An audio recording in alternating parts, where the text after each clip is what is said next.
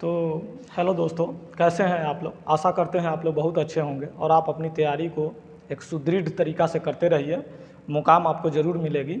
और अभी जो बीपीएससी का जो एग्ज़ाम हुआ और सीडीपीए को एग्ज़ाम हुआ, इसके बारे में भी हम लोग डिस्कस करेंगे नेक्स्ट वीडियो में, क्योंकि उसमें भी बहुत बड़ी धांधली हुई है और ये आज से नहीं, बहुत पहले से होते हुए चली आ रही थी, लेकिन इसके बारे में अभी जो खुलासा हुआ उसके बारे में भी हम लोग डिस्कस करेंगे। तो पहले आज एक छोटा सा जो शुरू का स्टार्टिंग का जो बिगनर होते हैं उनके लिए मैं एक वीडियो बना रहा हूं, जहां पे उनको ये पता नहीं होता है कि ईस्वी क्या होता है, ईसा पूर्व होता है क्या है और यह कब आया। तो इसके बारे में हम लोग थोड़ा जान लेते हैं, जो जानना सबसे नेसेसरी चीज़ है। तो आइए, ईस्वी शब्द कैसे आया। ईस्वी शब्द जो आया वह ईसा मसीह के नाम पर ही ईस्वी शब्द पड़ा है, यानी कि ईसा मसीह के नाम से ही ईस्वी शब्द की उत्पत्ति हुई है। तो ईसा मसीह का जो जन्म जो होता है वह 4 ईस्वी पूर्व में होता है। 4 ईस्वी पूर्व में, ये एग्जैक्ट नहीं है लेकिन एक अनुमान है, लोगों के द्वारा एक अनुमान लगाया गया हुआ है कि वह 4 ईस्वी पूर्व में इनका जन्म होता है और मृत्यु जो हो जाता है वह 30 ईस्वी में हो जाता है। तो इसके बारे में हम लोग फुल डिटेल नहीं पढ़ेंगे, हम लोग यहाँ पे इस चीज़ के बारे में जान रहे हैं कि ईस्वी की उत्पत्ति कैसे हुई। तो ईस्वी की उत्पत्ति ईसा मसीह के जन्म से ही हुई है, तो इसीलिए हम लोग इसको जानते हैं। यहाँ पे हम लोग देख रहे हैं कि ईस्वी पूर्व, यानी कि हम लोग इंग्लिश में इसको बीसी बोलते हैं। बीसी का मतलब हो गया कि बिफोर क्राइस्ट, यानी कि बिफोर क्राइस्ट का मतलब हो गया कि ईसा मसीह के जन्म के बाद, माने कि ईसा मसीह के जन्म के बाद। और एडी का मतलब हो गया, जिसको हम लोग लिखते हैं एनो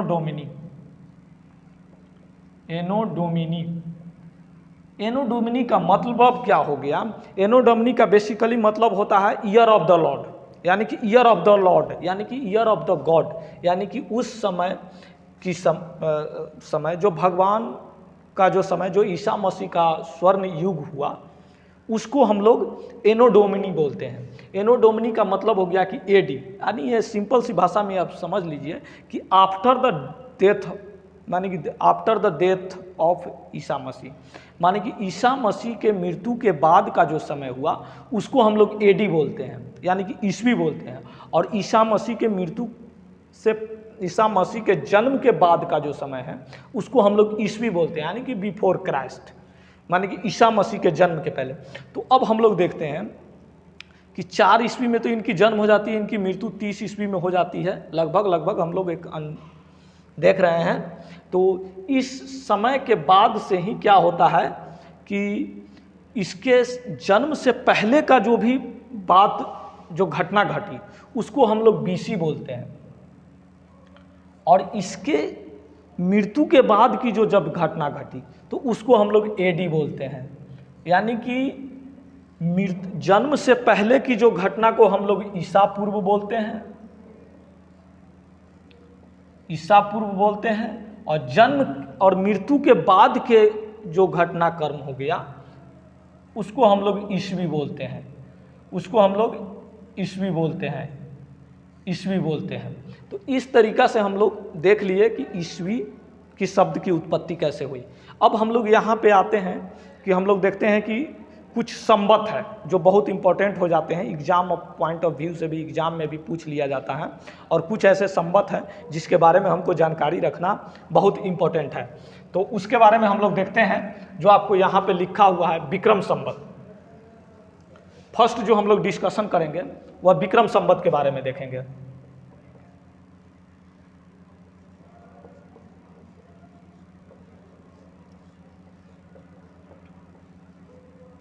विक्रम संवत के बारे में देखेंगे।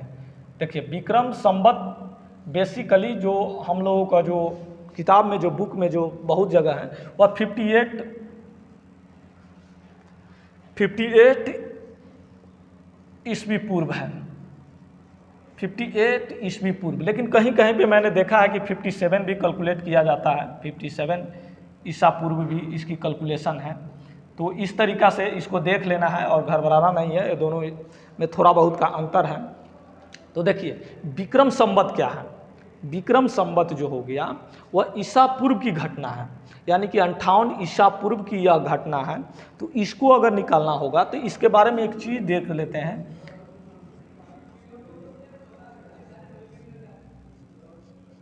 यह हिंदू मान्यता कैलेंडर है, यह हिंदू मान्यता कैलेंडर है और यह जो है वह बेसिकली नेपाल में यह फॉलो किया जाता है यह कैलेंडर। और इसकी जो प्रथम महीना जो होता है,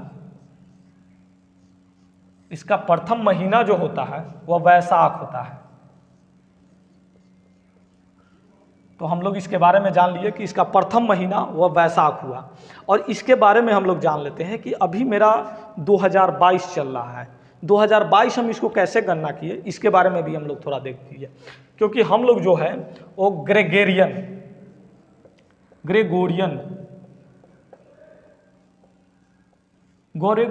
कैलेंडर को फॉलो करते हैं, ग्रेगोरियन कैलेंडर को फॉलो करते हैं। तो ग्रेगोरियन कैलेंडर बेसिकली ये है कि यह जो है वह पोप जॉर्ज जो तो था, आप लोग सुने होइएगा कि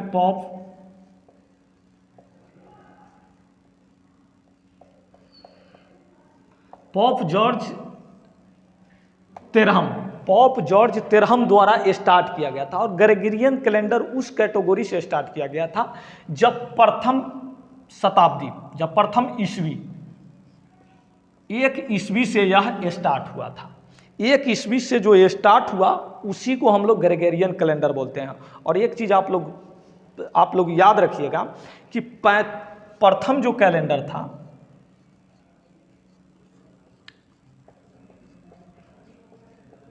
वह 3500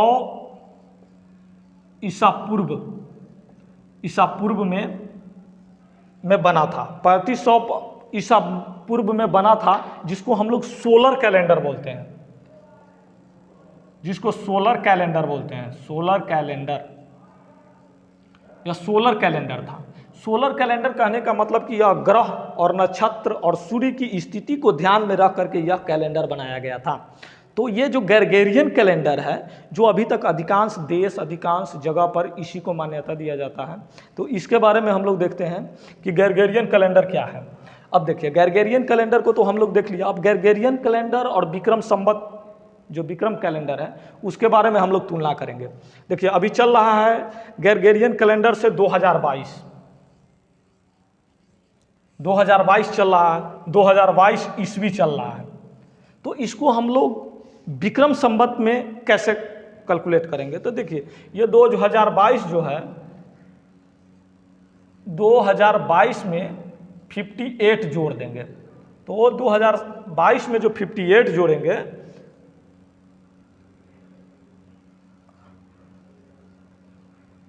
यानी कि 2080 ईस्वी चल रहा है। यानी कि नेपाल में अभी जो है, अभी स्थिति जो नेपाल की चल रही है वह 2080 ईस्वी चल रही है। तो ये 2080 ये नेपाल में अभी जो विक्रम संवत के हिसाब से जो ईस्वी जो चल रहा होगा नेपाल में, वो 2080 है। तो और फिर हम लोग देखते हैं विक्रम संवत के बाद, तो इस तरीक़ा से हम लोगों ने देख लिया विक्रम संवत के बारे में हम लोग देख लिया। अब हम लोग आते हैं शक संवत। जो शक संवत भी बहुत ज़्यादा मान्यता है, जो अपना हिंदुस्तान का इम्पोर्टेंट कैलेंडर है, जिसको हम लोग शक संवत पे ही काम करते हैं। शक संवत पे ही काम सारा चीज़ होता है।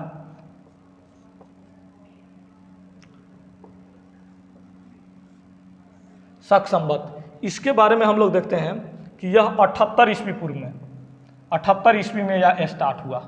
यह 78 ईस्वी में स्टार्ट हुआ। इसको कुषाण वंश ने चलाया था। कुषाण वंश ने इसको चलाया था। कुषाण वंश के राजा कनिष्क ने इसको चलाया था। तो इसके बारे में देखते हैं। इसके बारे में हम लोग देख लेते हैं कि इसमें जो प्रथम महीना होता है, प्रथम महीना जो होता है वह चैत हो गया। इसमें प्रथम महीना जो होता है वह चैत होता है। आप लोग देखें विक्रम संवत में जो प्रथम महीना था वह वैशाख और प्रथम महीना चैत होता है। दिन इसमें जो होता है वह 365 दिन ही होते हैं, 365 या 366 दिन जो विक्रम संवत में भी होता है। और तो देखिए अब हम लोग कैसे कैलकुलेट करेंगे कि अभी कितना ग्रेगोरियन कैलेंडर से कैसे कैलकुलेट करेंगे कि अभी कौन सा ईस्वी चल रहा है शक संवत के हिसाब से। तो इसको हम लोग क्या करेंगे कि 2022 है और 2022 में क्या करेंगे कि माइनस कर देंगे 78। तो माइनस कर दिए 78 तो 12, 11, 7, 4, 11, ये 1944वां ईस्वी जो है वह चल रहा है मेरे शक संवत के हिसाब से।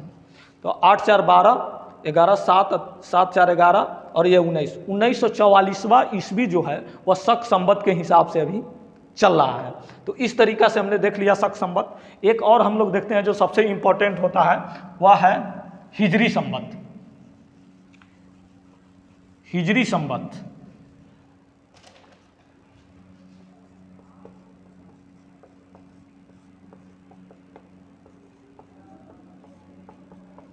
ये 622 ईस्वी में स्टार्ट होती है और हिजरी संवत 622 ईस्वी में इसलिए स्टार्ट होती है क्योंकि मोहम्मद साहब जो मक्का से मदीना तक की जो यात्रा किए थे वह 622 से 623 ईस्वी के बीच में किए थे और उसी यात्रा को हिजरी संवत के रूप में मनाया जाता है जो मुस्लिम का सबसे इम्पोर्टेंट कैलेंडरिक रूप होता है। और इसका जो प्रथम मंथ होता है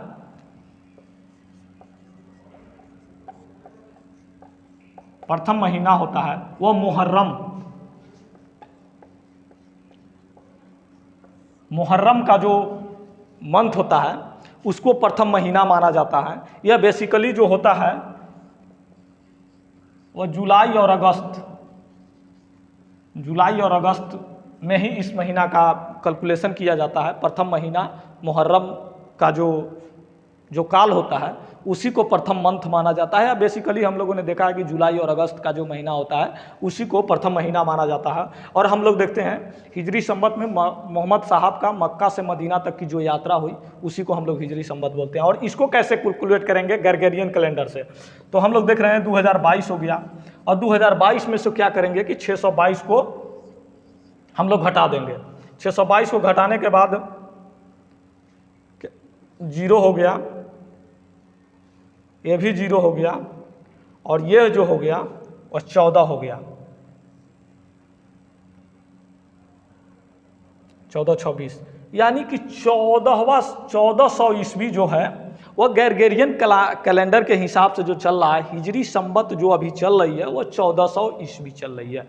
1400 ईस्वी जो है वह हिजरी संवत स्टार चल रहा है। इसी तरीके से हम लोग गुप्त संवत को भी क्या करेंगे कि गुप्त संवत के बारे में आप लोग जान लीजिए कि चंद्रगुप्त प्रथम ने क्या किया था कि गुप्त संवत को चलाया था। और चंद्रगुप्त प्रथम ये बेसिकली बिहार और यूपी के क्षेत्र में ही यह गुप्त संवत प्रभावशाली रहा। और गुप्त संवत इसी तरीका से हम लोग 2022 से लेकर के में क्या करेंगे कि 319 ईस्वी को माइनस कर देंगे और जो काल आएगी उस तरीका से हम लोग देख लेंगे कि यह गुप्त संवत है। तो इस तरीका से हम लोगों ने देखा कि 1400 ईस्वी जो है ग्रेगोरियन कैलेंडर से वह हिजरी संवत में चल रहा है। तो इस तरीका से हम लोग जो भी संवत थी, जो भी कैलेंडर था, ईस्वी कैसे आया, कैलेंडर के हिसाब कैलकुलेशन कैसे है, इसके बारे में हम लोग देखा। और आगे जो है आगे नेक्स्ट टॉपिक जो हम लोग बनाएंगे उसमें भी देखेंगे कि छोटे छोटे चीज़ है जो बहुत सारे लोगों की